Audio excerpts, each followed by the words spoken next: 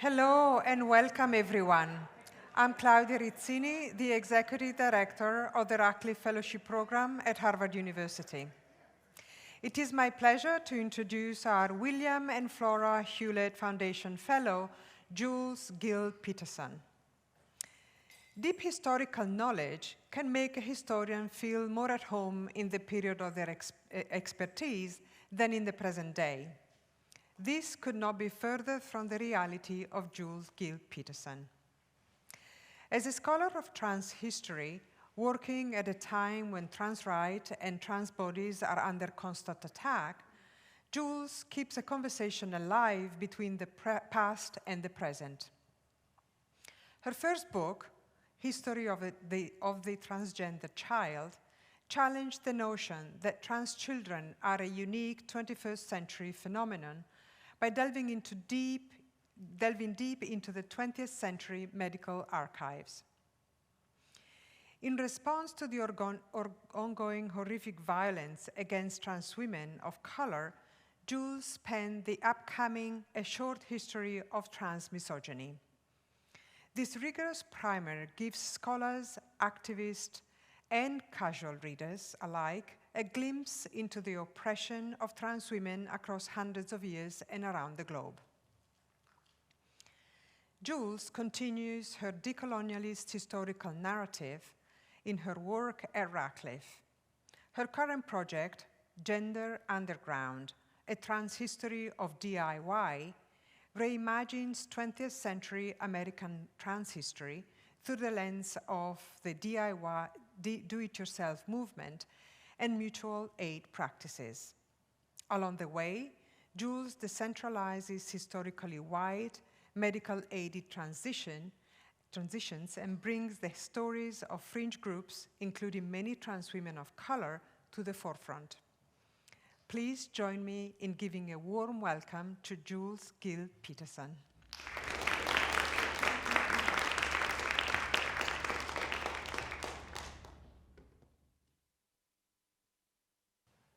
Well, thank you so much, Claudia. Thank you all for being here today, and also hi to everyone tuning in virtually. I really appreciate you taking the time.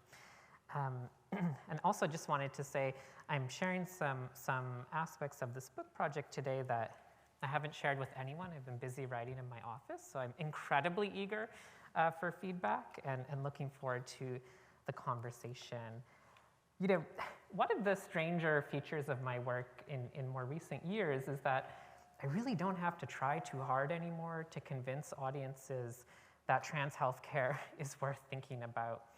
Obviously, it makes almost daily headlines, taking up at one point 15,000 words of front page real estate at the New York Times during just an 8-month period from 2022 to 2023. But more pointedly, 22 US states have passed laws that ban or even criminalize delivering gender-affirming care to minors. Several states are considering, have already tried, and actually in the case of Florida, have largely succeeded in removing trans healthcare from adults as well. An estimated 8,000 people fleeing states that have passed anti-trans laws have moved just to my hometown of Baltimore, Maryland, seeking relief in a state with legal protections for transition.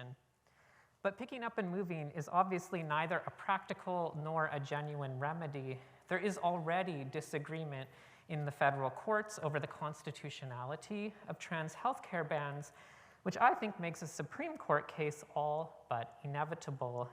And given that the legal premise of the right to privacy underwriting medical transition is the very same one that the conservative court ripped up in overturning Roe versus Wade and ending the constitutional right to abortion, and that some Republican politicians are already campaigning on passing a national health care ban if they retake the Congress, seems to me that the criminalization of transition is fast becoming the legal norm and not the exception.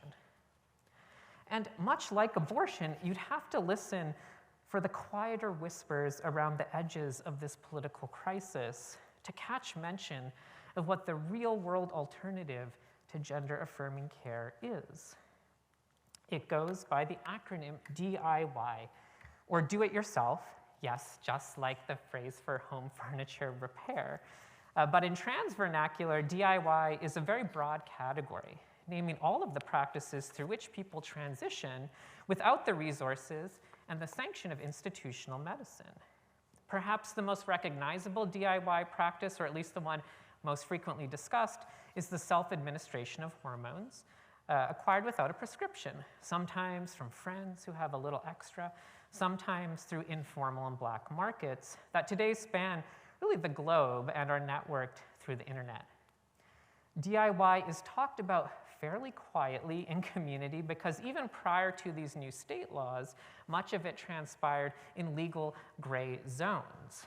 Synthetic hormones, for instance, are very cheap and easy to produce on an industrial scale, but for that same reason, they're not very profitable endeavors. And so estrogen is actually pretty easy to get your hands on if you know the channels to go through, but testosterone, on the other hand, is scheduled under US law as a controlled substance, a regulatory decision made in 1990 that makes DIY immensely more difficult and risky for transmasculine people. And of course, this is only to mention hormones.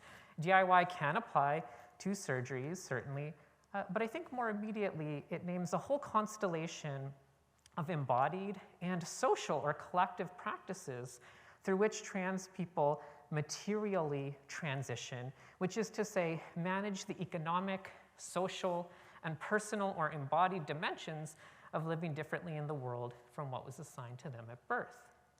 And so although DIY has resurfaced in the context of the criminalization of medical transition, my book project is actually interested in confronting a much bigger counterfactual, which is that it's likely that most trans people have transitioned DIY since the 1940s. In fact, even in places today where trans healthcare is perfectly legal and even covered by public and private insurers, most people still transition at least partially DIY. The reasons are very complex, having as much to do with the incompetence and sanctioned harm that clinicians routinely inflict on trans people, as the social determinants of health that keep so much other healthcare out of poor people's reach. But having written my first book about the history of institutional medicine, an institution that sits at the heart of academic trans studies, this project emerged for me out of a desire just to see what would happen to the historiography in the field if it were to recalibrate around the fact that most trans people historically and today don't go to a doctor's office or a hospital clinic to transition, whether they want to or not.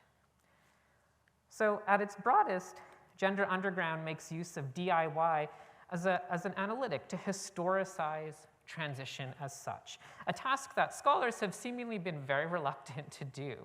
Indeed, DIY emerges in the mid-20th century US precisely because the institutional capture and sequester of transition by medical gatekeepers produced its conceptual antithesis for the first time in the West.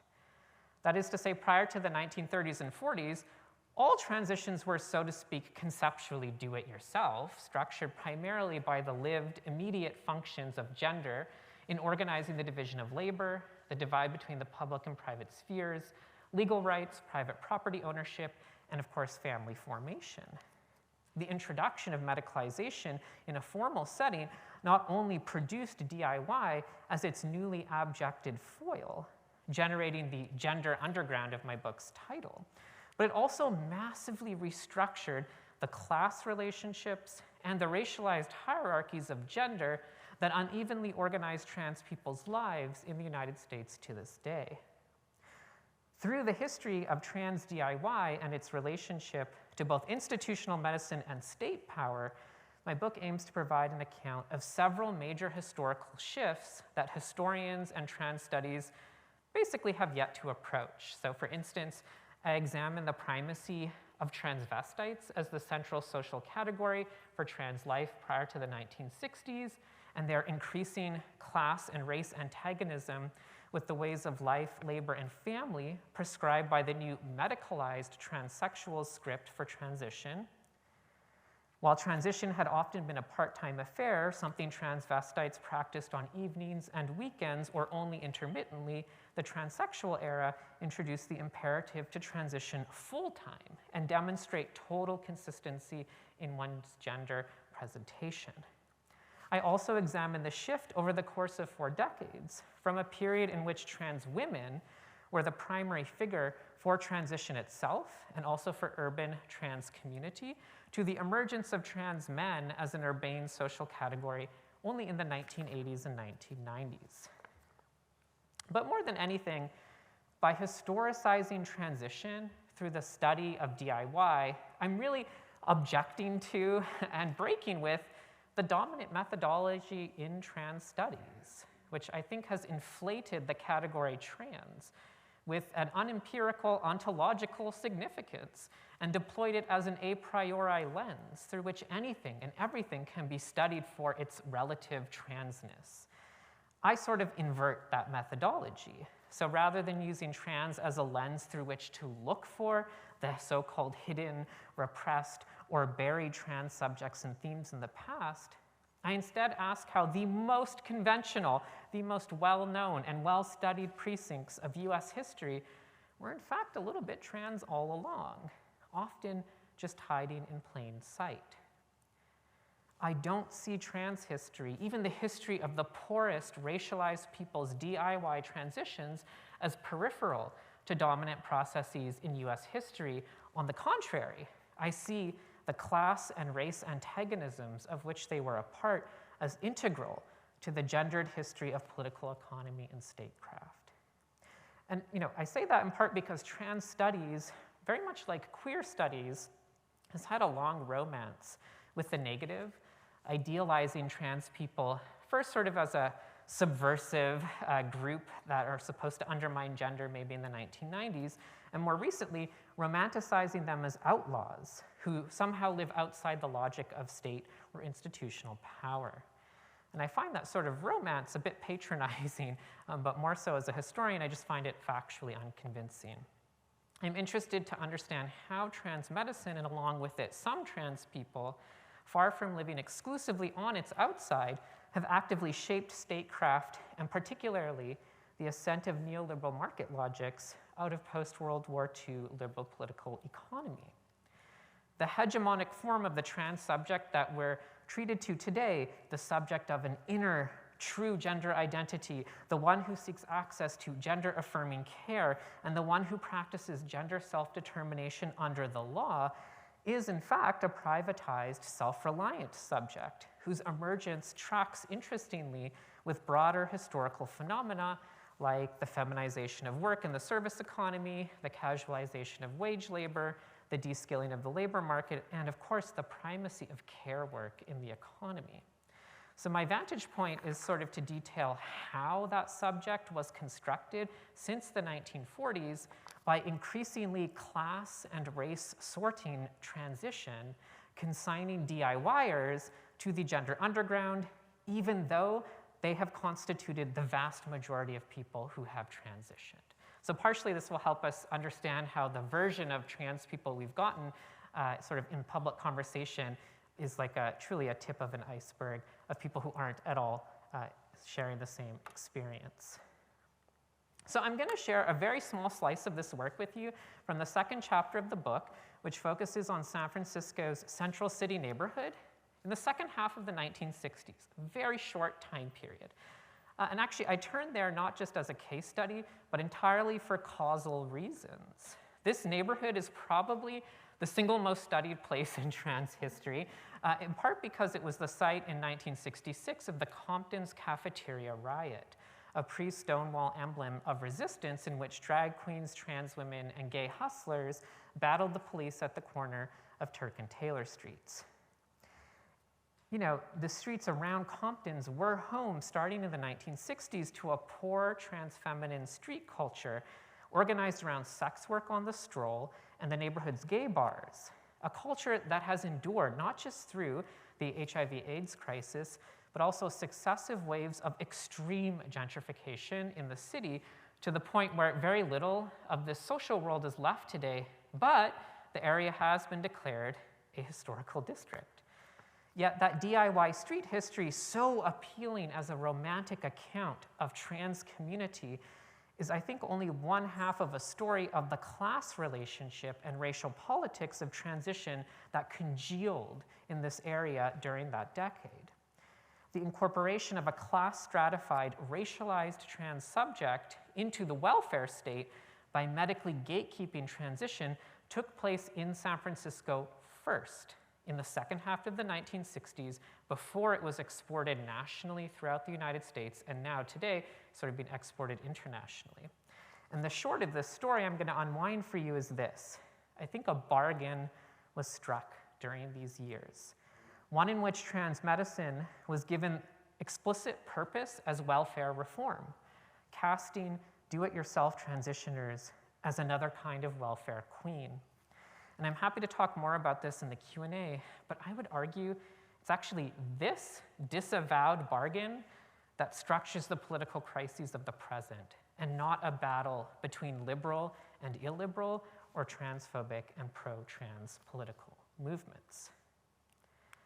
So that takes me to a very ridiculous neologism, Great Society transsexualism.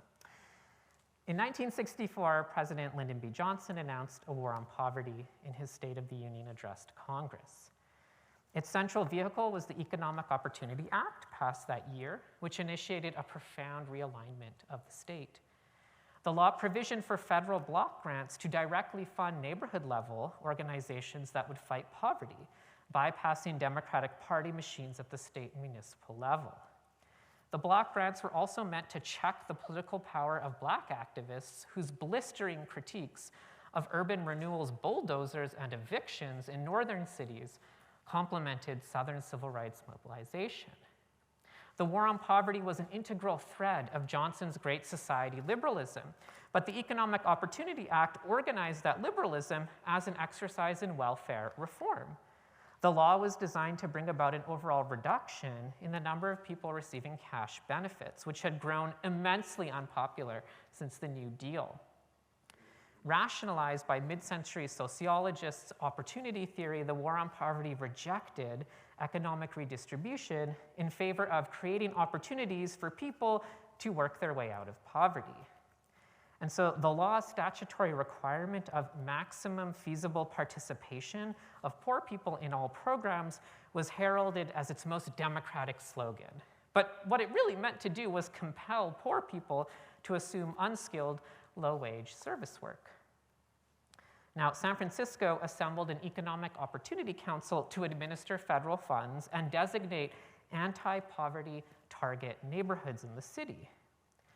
Census data determined that Central City, which included the infamous Tenderloin neighborhood, packed with gay bars and trans sex workers, was likely the poorest in the city, with the highest unemployment rate and the worst quality housing for its 47,000 residents.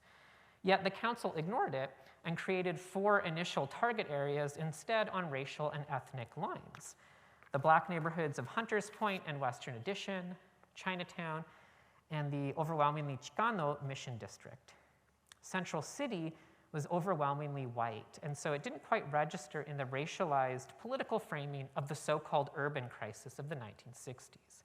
There's a much longer story I'm abbreviating here, but Central Cities was sort of primed to organize in response to this because it had already seen over a decade of homophile organizing, beginning with the Mattachine Society, a gay rights organization in the early 1950s, and it also hosted a bunch of left-wing Protestant churches that were willing to ally with them.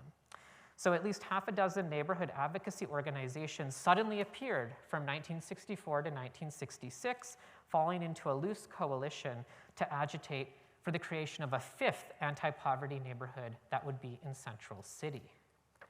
And these groups issued a series of reports in 1966 that forwarded a new theory of white poverty, one that relied on a class-based analogy between race, homosexuality, and transsexuality. They unironically called Central City a white ghetto, suggesting that white residents were victims of the race consciousness of the war on poverty. One of these reports defined this white ghetto as a subculture of 12 to 25-year-olds who, quote, are unloved and unwanted because they don't fit into society's general idea of productive citizenship. These authors cast the white tenderloin youth as needing services that would effectively parent them out of sex work, out of drugs, and psychological maladjustment. Sexual identification, they underlined in this report, is also a major problem. The Central City Ghetto Report concurred, describing, quote, growing numbers of troubled adolescents and young adults who have immigrated into the Tenderloin, where they are caught in the midst of conflicting feelings and ideas about their own sexual and personal identity. They, of course, forged a group identity in the gay life that filled the gap of familial rejection, but the report underlined, perhaps worst of all, this made them unemployable. Addressing their social exclusion and its resulting poverty therefore required welfare reform, bringing them into the workforce, which would give them the opportunity to solve their psychological problems and mature. In its report, the Mattachine Society stressed that among all the Tenderloin's problems, quote, none of them outranks in seriousness the confusion of identity and purpose of the sexuality of its young adults. The report described this neighborhood in outrageous terms as a, quote, human ash heap, and it argued that white, gay, and trans exclusion from middle-class society, quote, deforms the lives of hundreds of people so that any normal sexual growth, development, and concomitant achievement in sexual and social values is unattainable. So Mattachine, as you might imagine, then pitched itself as uniquely prepared to remedy the lack of opportunity to white youth through the delivery of rehabilitative social services with psychiatrists, doctors, therapists, and ministers. It would, their report stressed, free those hung up on their sexuality to help themselves in other ways, namely by getting a job. And just to say here, when these reports use the word sexuality, they understand it to include the neighborhood's many transvestites and transsexuals, actually some of whom had been attending Mattachine meetings since the mid-1950s. Conceiving of the neighborhood's poverty through an analogy to racism, this white ghetto thesis argued that homophobia and transphobia caused a material lack of opportunity for white youth, making them somewhat like Black, brown, and Asian youth, but also making them the apparent victims of the war on poverty. It's a really remarkable and early liberal argument for reverse racism. The Mattachine's decade-long endeavor to reframe the disease model of sexual deviance really meets the war on poverty's opportunity theory, and in the end, they struck gold. After a literal manifestation of white resentment, during which Central City's activists ascended the marble steps leading to the Board of Supervisors meeting room in City Hall, singing "We Shall Overcome" to intentionally antagonize the Black president of the Economic Opportunity Council, the homophiles got what they wanted. Central City was declared the 5th anti-poverty neighborhood in San Francisco. Well, their timing turned out to be terrible, though. In 1966, massive federal cuts to spending in favor of the war in Vietnam essentially gutted the War on Poverty's block grants. And a report from a service organization dedicated to the elderly remarked that in this scarce environment, Central City's programs seemed to mostly focus on, quote, the alcoholic, the narcotic, and the transvestite. The incorporation of gay and trans people into the war on poverty, which was unheard of outside of San Francisco, reflected the unusual success of its homophile activists in burrowing into the state as mid-century homo nationalists. Calvin Colt, who assumed the Central City anti-poverty area's leadership, hired Don Lucas, a prominent Mattachine Society member, as his right-hand man. And then in 1967, Lucas replaced Colt and ran the target area himself. Under his leadership, the lion's share of its work involved the Central City Multi-Service Center, which gathered social services under one roof and concentrated volunteer and job opportunities. It was organized into 5 units: intake referral, serving as an omnibus relay point to services; hospitality house, reflecting a central demand of the 1966 reports by providing a social space for youth and unofficially a place to crash overnight; The largest unit was, you'll never guess, administration, but it was closely followed by jobs training. And finally, the center housed an office of the San Francisco Police Department's Community Relations Unit, staffed by an officer named Elliot Blackstone. And given how much anti-police resistance has mythologized, not just the Stonewall Rebellion in 1969, but the riot at Compton's cafeteria in 1966, it's really significant to me that the police were the anchor of great society transsexualism. So part 2 is the transsexual and the police. Blackstone's office became really the hub for a transsexual front in the war on poverty, likely because of its much broader function. This community relations approach to policing was an offshoot of a liberal professionalization push more broadly in the 60s. The School of Criminology at the University of California, Berkeley promoted community policing as a way to cultivate soft power and check urban rebellion. And as it developed in San Francisco, it more or less involved a lot of neighborhood advisory committees and public meetings during which officers and residents could face off verbally instead of on the street. But when the Office of Economic Opportunity created the city's anti-poverty target areas, it formalized that function, assigning each neighborhood one officer. So Blackstone arrived at the Central City Multi-Service Center expecting to work mostly on juvenile delinquency, which he understood to include the gay youth in the Tenderloin. But then in November 1966, someone walked into his office for help finding a job. As he later wrote, "From her appearance as being a male in female clothing, I thought I was dealing with a transvestite." But she corrected him. She was a transsexual. Introducing herself as Louise Ergastras, she explained that she intended to transition with hormones and surgery, a task for which she and others like her needed his help. Ergastras handed Blackstone a copy of endocrinologist Harry Benjamin's book, The Transsexual Phenomenon, published just earlier that year, and urged him to read it. While working his way through the book, Blackstone paid a visit to a doctor named Joel Fort at the city's Center for Special Problems. The San Francisco Department of Public Health had hired Fort in 1965 to pilot new approaches to the special problems of sex work, drug abuse, incarceration, and homosexuality. So when Fort and Blackstone realized that this Benjamin guy, whose book they were thumbing through, actually spent his summers practicing medicine in San Francisco, they reached out to some of the local doctors and psychiatrists with whom he worked. They also called his main office in New York City to verify Ergastras's story. Impressed by Benjamin's authority and his confirmation that the Tenderloin was home to many transsexual women, Blackstone and Fort decided to coordinate their efforts. Fort added transsexuals to the center's list of special problems, making referrals to psychiatrists, and only with their approval, directing his internists to administer hormone therapy in their outpatient clinic.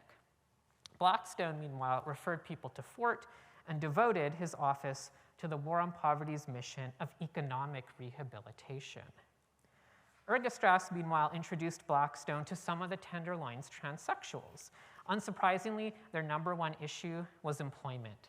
The girls who worked the streets largely did so because it was the only work they could hold down as trans women. The gender division of labor relied on passing, but not just visually, bureaucratically as well. So even for transsexuals who snagged a job in the formal economy, the criminalization of female impersonation kept the police on their backs. A beat cop stopping a trans woman on her walk to work didn't really care if she was on her way to an office or on her way to the stroll. And repeated arrests and stints in jail led to lost jobs and eviction. Blackstone believed that if he could convince the police, of which he was one, to relent on the Tenderloin's aspirationally middle-class transsexuals, they might be able to get off the streets and find formal employment. But it wasn't chance that brought this Louise Ergastras into Blackstone's office. In 1967, she and a few other trans women at the Center for Special Problems decided to form a group. They called themselves COG, short for Conversion, Our Goal, where conversion refers to gender-affirming surgery, not conversion therapy. And their meetings really blended sort of self-help with a welfare reform-style political consciousness. In short, I think they helped form a class consciousness for transsexuality in opposition to the DIY transitioners on the street. In 1968, 3 members of COG went on a public radio show with Blackstone, and they identified themselves by first names only as Sylvia, Judy, and Mandy. The host worked at the San Francisco Bail Project, so he was especially interested in COG's efforts at police and jail reform. Judy shared that she had actually first learned about COG when she was in jail. She'd been thrown into the Queen's tank, and some of the other girls in lockup told her to go to the Center for Special Problems and check out this newly formed group. Mandy, meanwhile, had joined COG through Elliot Blackstone, who she sought out when she decided to transition but really wanted to keep her job. Much of the radio hour focused on California's 650.5 statute, which criminalized female impersonation with an intent to deceive or defraud. Its application in the Tenderloin really created a kind of living hell for its transsexuals. Judy shares in the radio show that in the summer of 1964, she was arrested 20 different times, but she was never indicted because every single time the judge tossed out the arrest because of an absence of an intent to deceive. But because she didn't earn enough money to make bail, each stint in jail led to her being fired, and she spent the summer chasing one low-paid job after another, from cocktail waitress to theater cashier. But COG presented all this police harassment in very liberal terms. Judy explained that she had to break the law, quote, because it's the only way I can obtain an honest living. And so therefore, she was being wrongly criminalized out of the formal labor market, depriving her of the opportunity to be self-reliant. Several of the other women described brutal experiences in jail, including strip searches in front of aggressive men, being placed in solitary confinement for refusing to cut their hair. They're trying to break you down mentally, Mandy emphasized. Yet COG asked only for professionalization and reform to protect respectable transsexuals like themselves who did not deserve to be arrested, unlike the rest of the girls on the street. Judy explained that the police treat us as common criminals only, quote, because they don't even know the word transsexual and so mistake us for common homosexuals or sex deviants. This is not a crime, she emphasized. It is a mental status, a mental problem. If we can educate the public to the idea that we are not harmful to society, perhaps we should be allowed to live our lives as we must live them. In other words, medical transition, relief from impersonation laws, and rehabilitation into women's work formed a unified strategy. Mandy implored any transsexuals listening to the radio to come to a COG meeting. We are trying to help ourselves and help others at the same time. As far as I can tell, Blackstone worked with around 40 transsexual women in the last few years of the 1960s, using his office to cultivate sympathetic contacts within the growing layers of the welfare state. But many of his successes were tangible on the smallest scale. So in one case, a trans woman working at a grocery store needed to transition on the job in order to get psychiatric approval for hormones and surgery. So Blackstone called the store manager and then called her union rep to arrange it, explaining that her women's clothing were prescribed by the psychiatrist. Don Lucas, who counseled a lot of the youth that came to the multi-service center, also went with a trans woman named Jackie down to Macy's to help her pick out a new wardrobe and served as a reference for her when she succeeded in arranging breast augmentation surgery at the University of California.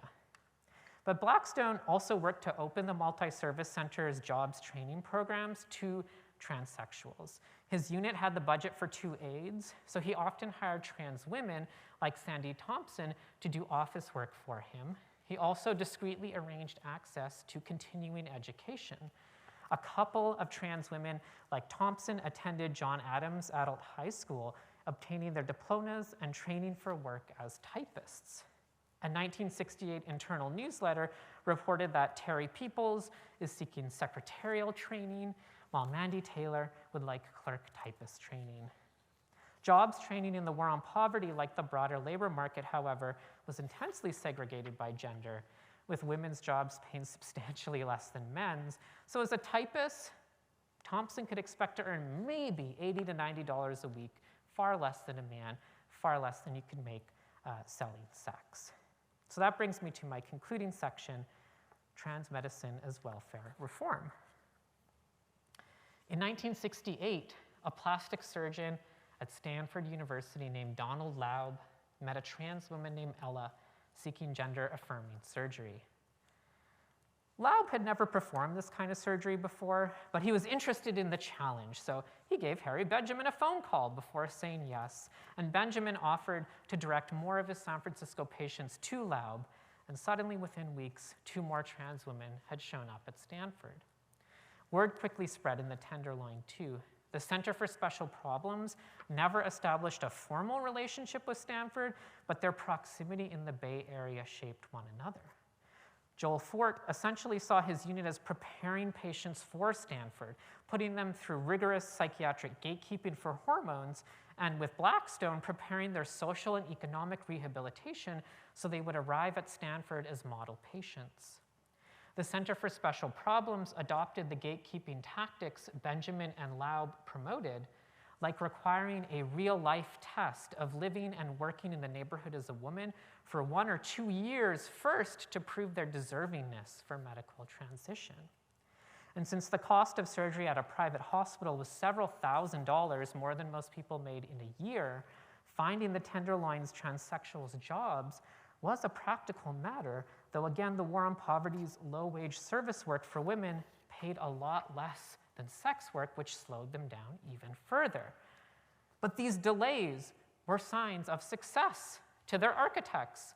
When Stanford formalized its gender clinic later that year, joining Johns Hopkins in providing the template for the trans medical model we use to this day, they had one single word to describe the purpose of their clinic. You'll never guess. It was rehabilitation. Working with psychiatrist Norman Fisk, Laub and his clinical staff medicalized the welfare reform principles of the War on Poverty by demanding that transsexuals enroll in extensive psychological and social programs during their real-life test. They hired models to instruct trans women in feminine appearance. Actually, they also once hired Truman Capote to instruct women in feminine appearance. This is a story I could tell you more about later. They used job counseling to pressure them into gender stereotype lines of work. And they stringently investigated the heterosexuality and commitment to conventional marriage after surgery. Failure to rehabilitate meant even further delay in approval for surgery, what Fisk called putting a patient on hold until they reformed themselves. And so, by Laub's own estimate in 1972, of some 500 prospective patients, just 25 had been judged rehabilitated and approved for surgery. But by that same token, Fisk could tout a 100% positive outcome rate in his first 5-year follow-up of patients granted surgery because the clinic simply rejected over 95% of its applicants. The bargain between the welfare state and institutional medicine was then given its new teeth in 1979 when this regime was codified as the first standards of care by what is today called the World Professional Association for Transgender Health, an organization in which Stanford played a major role. So this is just a snippet from the process through which transsexuality was incorporated into the War on Poverty, establishing the market and civic value of gender transition as an exercise in welfare reform. And as you can imagine, these developments cemented a class difference between upwardly mobile, predominantly white transsexuals who were made to prove their rehabilitation, and the street-based trans women in the Tenderloin who were increasingly cast as their foil, the incorrigibles undeserving of support who had no recourse but to transition DIY. And within a decade, the evidence of the sea change of these events becomes really obvious. I'll give you one example. In 1978, the California Court of Appeals upheld a decision ordering Medi-Cal, the state's Medicaid program, to pay for gender-affirming surgeries for 2 trans women on welfare.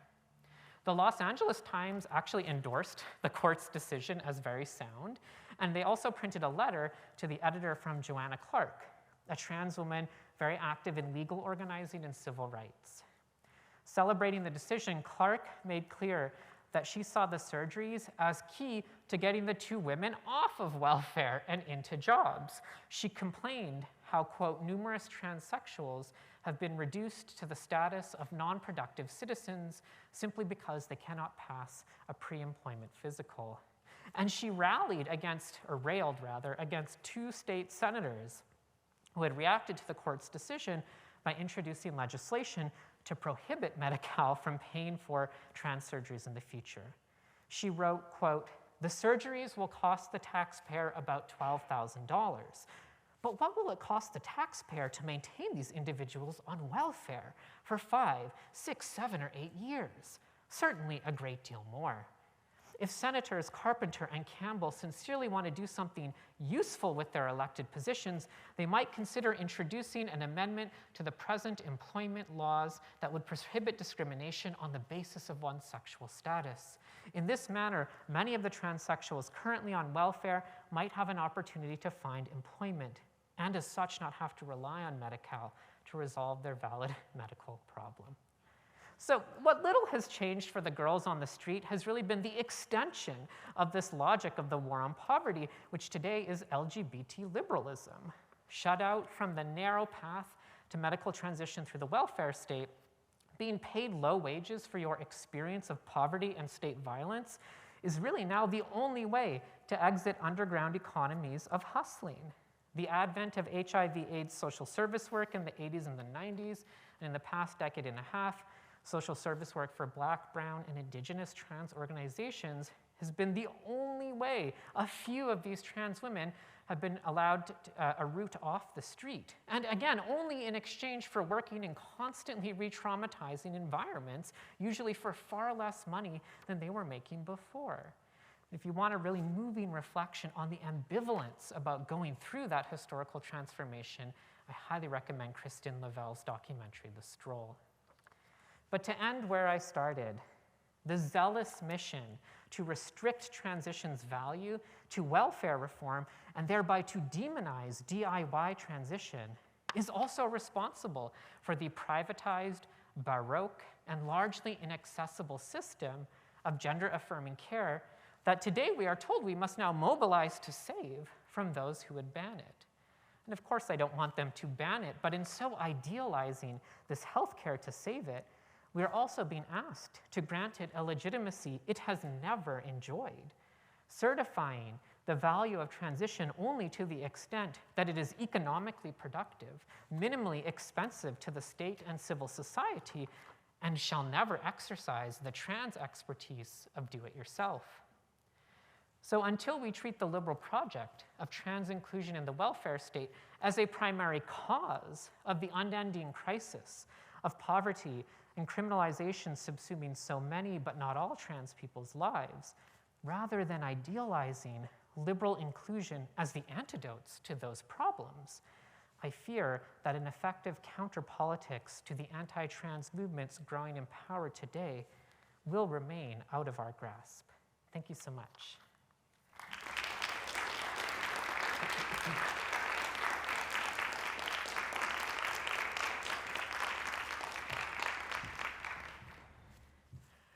Thank you, Jules. Thanks. Fascinating presentation.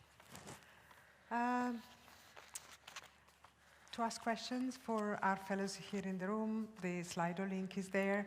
For our guests online, you can find the Slido link in the chat feature of the Zoom webinar, so feel free to ask questions there. Excellent. So, Jules, can you comment on the identities of the scholars who wrote in the tradition that you contest? And do you have any advice to current trans movements? Sure. What was the first part? Sorry, the identities. Can you of the comment scholars? on the identities of the scholars who wrote in the tradition you contest? Yeah, I mean, it's sort of a broad kind of humanistic approach that, I'm not really much for like academic criticism. I'm sort of interested in the pervasiveness of this way of thinking. So I think it's really largely a feminist and queer theory originated approach, which was interested in sort of the the possibility of thinking about what is significant about trans people instead of actually examining their real lives. So it's this sort of theoretical tradition that a lot of early trans studies scholars like Vivian Namaste and Susan Stryker criticized, at the turn of the millennium, that was really only interested in the thought exercise of trans people for deconstructing gender or something like that. And so I think, one of the reactions to that has been to sort of overinvest in the unity of trans or transgender as a category, as if it meaningfully refers to a single group of people. But I actually think that the actual causal, the cause of this is actually not academic. It's really the popularity of psychological approaches to trans people and the sort of popularity of the gender identity model, that it's very fashionable to think of trans people as born, in some unknown different way that makes them trans, and therefore all trans people are sort of inherently the same, right? So, I think it's sort of a multi-causal kind of way of thinking, but trans studies, this is always the problem with identity knowledge, is you have to have, a subjugated category that comes to claim space in the academy, right? And then it sort of, unfortunately, reifies itself, almost by definition. This is hardly a unique problem in trans studies. It's something I think we all try to wrestle with, particularly in the humanities. Yeah. That's great. The next question is, could trans studies and trans history help counter the current pervasiveness of anti-trans politics in the United States, in the United Kingdom, and if so, how? Yeah, it's a great question. I mean, I sure hope so. That's not like why I started doing this research in grad school. It's not even why I started working on this book. There weren't any bans on trans healthcare when I started working on DIY, but I certainly think so. I mean, that's sort of the pitch I was trying to make today. Part of the way that anti-trans politics function is, on the one hand, they're very old, very repetitive kinds of structures, right? It's a reactionary political movement that wants to entrench current social hierarchies by scapegoating a minority population as somehow threatening, right? And sort of creating competing groups whose rights are incompatible, women and girls and trans women, right? Or whatever, trans people and the right to, elite sport competition, or however you want to configure it. But on the other hand, a lot of how they function is precisely through just a general lack of literacy. Most people don't know that much about trans people or trans history. How would they? I mean, most trans people don't even know that much about trans history. And so sort of taking advantage of the fact that we're living in a moment where trans people are saturating the culture, but with really no context at all, well, you could really frame out that political issue any way you want, including on pure disinformation. So I find history helpful because it restores context. But you may have noticed it's like, I actually was being very hard on the center left and on progressive LGBT politics, because I think pro-trans responses to anti-trans politics have been incredibly impotent. They have basically zero success track record, and also tend to be incredibly conservative. They tend to double down on the primary harms that are inflicted on most poor trans people and trans people of color: criminalization and medicalization. These are horrific institutions that have nothing, but awful track records themselves, but are actually being strengthened now because they have the appearance of opposing authoritarian, right, or right-wing, or even in the UK, left-wing feminist anti-trans politics. So to my mind, part of the role of academia here is simply to do something that is a luxury, take a long time to think about something, although it never feels like there's enough time anymore, and actually just try to push back on the instinctual reaction to anti-trans, right? And that's what I'm sort of trying to suggest here, that the sort of advent of LGBT liberalism is not a real antidote to anti-trans political violence. And even if it were, it's premised on sacrifice. You have to sacrifice poor trans people and trans people of color, which are the majority of trans people, to secure this middle class, gate-kept, productive citizen, sort of welfare reform version of trans people worth saving. And I see it all the time. To save the innocent white trans child, we sacrifice all the black and brown trans children who are caught through other systems of institutional violence, like the school-to-prison pipeline, in order to protect this very small, tiny minority. So it's not good politics, and I think studying trans history just unearths both how we got to where we are today and just helps us have a much more nuanced understanding of the stakes and strategies that it will take in this moment. But I will say it kind of feels like, you're always running against the clock. Things are escalating very fast, and so I'm very ornery, but I also understand the exigencies of kind of strategic coalition and getting things done in the meantime. So, but I do think, yeah, I would love to see trans studies and history really step up and play that role in this moment. Right. I guess following up on the last bit of your answer, can you speak to what your research process has been for this project, and what sources do you use, and to what extent are they able to capture the reality of trans people live in? Yeah, today? I love this question. It's been a long process. Those part of why I feel so lucky to be at Radcliffe is I started working on this book 5 years ago, and I've been researching it nonstop for 5 years, and still, it's really hard, right? How do you write the history of something that intentionally should not have left behind very many records, right?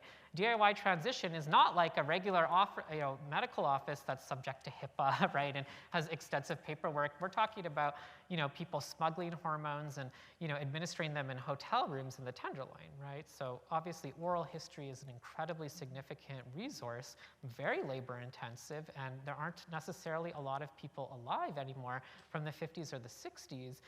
So it skews a little more presentist. Basically, my process has been obsessive and completionist, which is just my personality.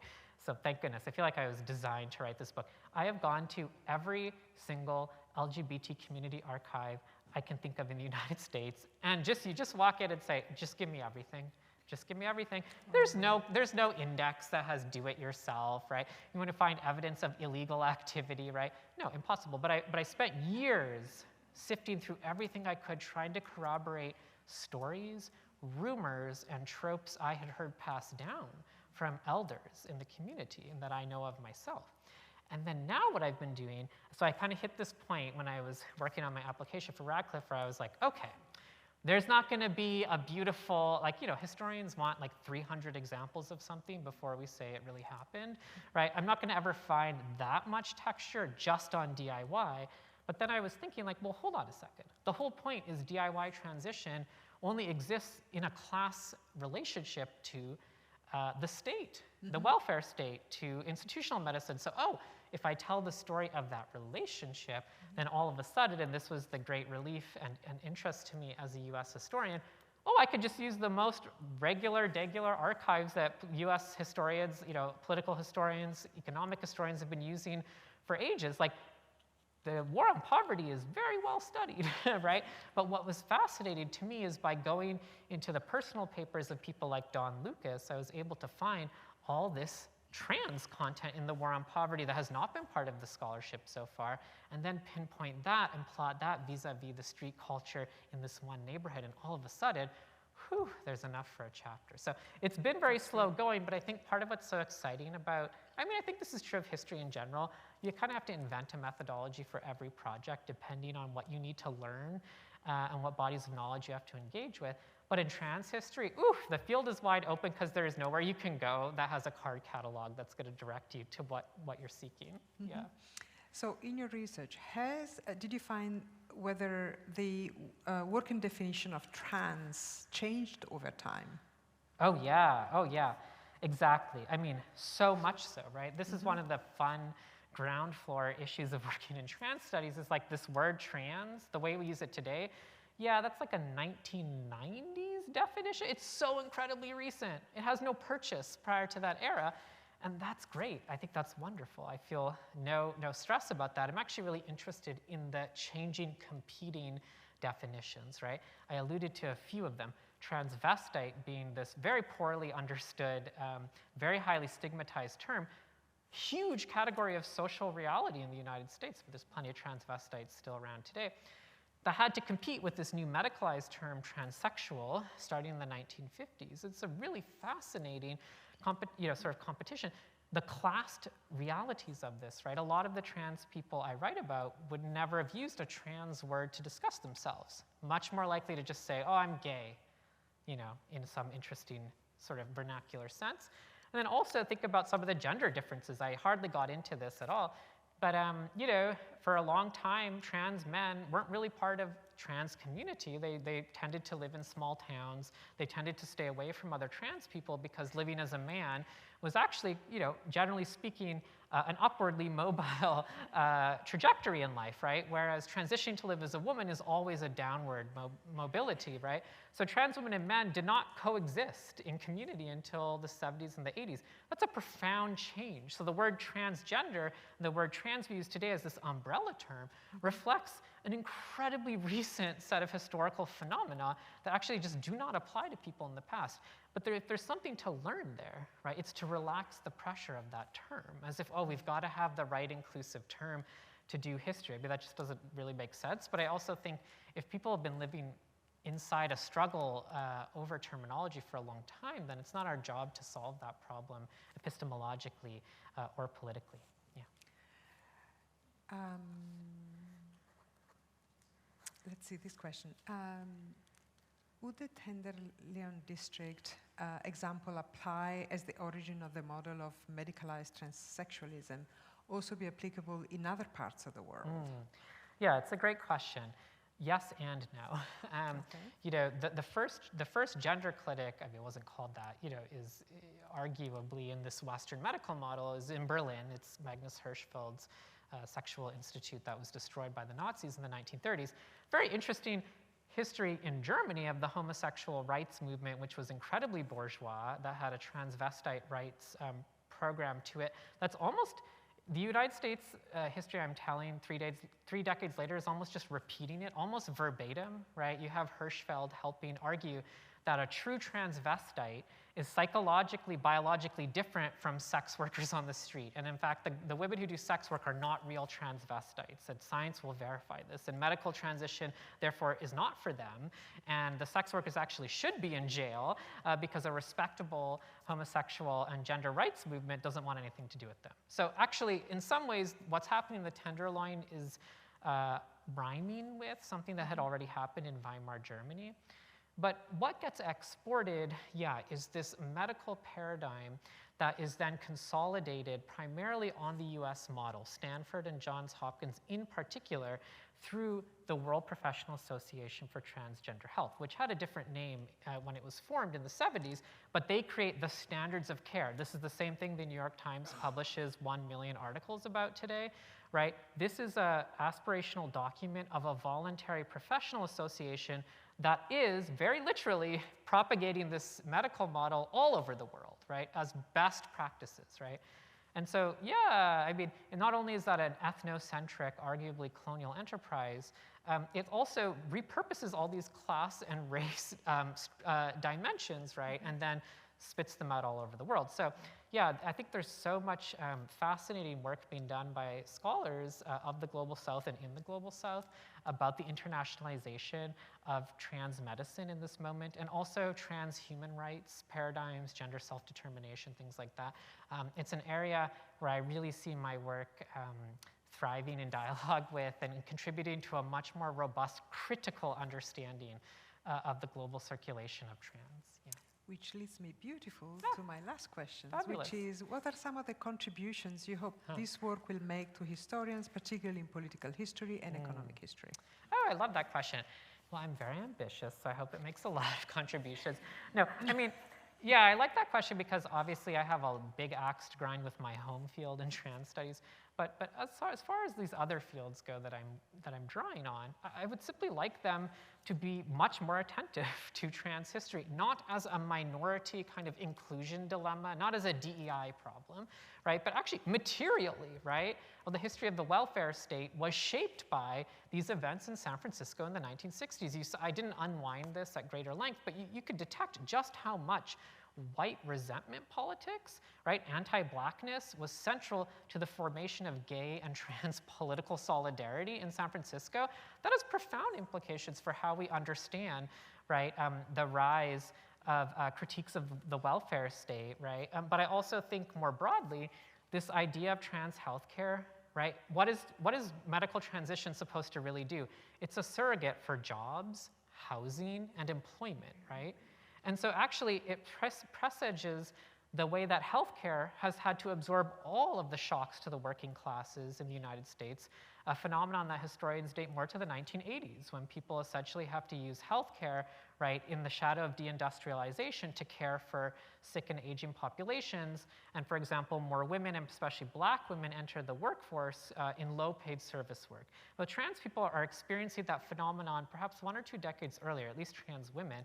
And so I just think, again, it's like what's interesting about trans history is its repercussions for much broader questions, rather than saying it's interesting only narrowly to trans people or as a kind of small kind of, sub-discipline in and of itself. So again, grand ambitions, but I think that's on empirical grounds. Yeah. Wonderful. Thank you, Jules. Thank you, for Claudia. this wonderfully ambitious presentation. I want to thank our audience here in the room and online. I hope you'll be able to join other Radcliffe virtual events. You can find them at radcliffe.harvard.edu, where you can also find videos of past events. Thank you for joining us today, and have a great rest of the day.